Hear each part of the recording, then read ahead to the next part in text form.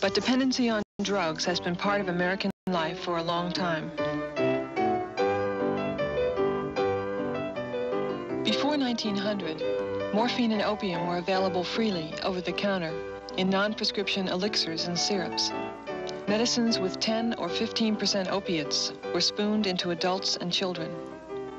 But 2 out of 3 people who became addicted were women, particularly white housewives, who quietly drank their daily doses to relieve common housewife ailments such as fatigue, backache, and depression.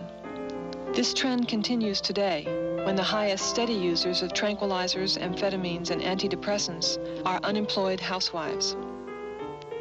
Many workers in America's mines and factories were addicted to the opium so freely handed out at the company store. Addiction was a major medical problem. Estimates of the number of addicts vary from 1% to 10% of the entire population. In 1898, a new cure for addiction was marketed by the Bayer Company, Bayer heroin.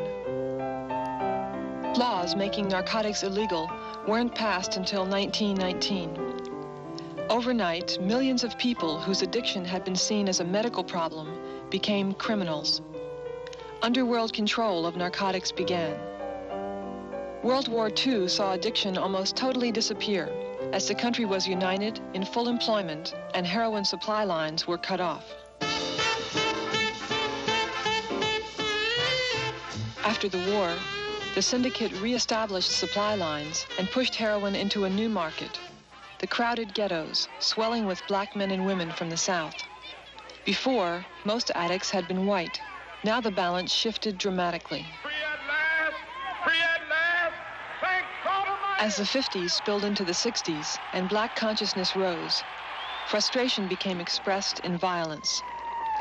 The government responded to the long hot summers with social workers and poverty programs, attempting to keep the ghetto quiet. Many blacks also noticed that smack began flooding their streets.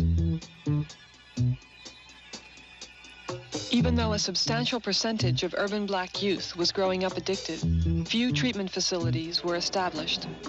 Then smack was found in some new locations. Frustration about the war, boredom on the job, in school, and in the home, youth calling the entire system into question. Even our fighting men in Vietnam. The word junkie became every day. America became aware of how many deep social tensions were being eased by alcohol and drugs. Now the country took notice, and treatment programs got funding and opened their doors in middle-class communities everywhere. But what of the huge numbers of black and brown and poor white addicts? Once strung out on heroin, they were forced to steal. The government needed a quick way to eliminate this crime. Methadone was their choice. It was originally tested and intended for older addicts, people with long drug histories and repeated failure to stay off drugs. But once in use, methadone spread rapidly. In 1968, less than 1,000 people were taking methadone. 5 years later, there were 86,000.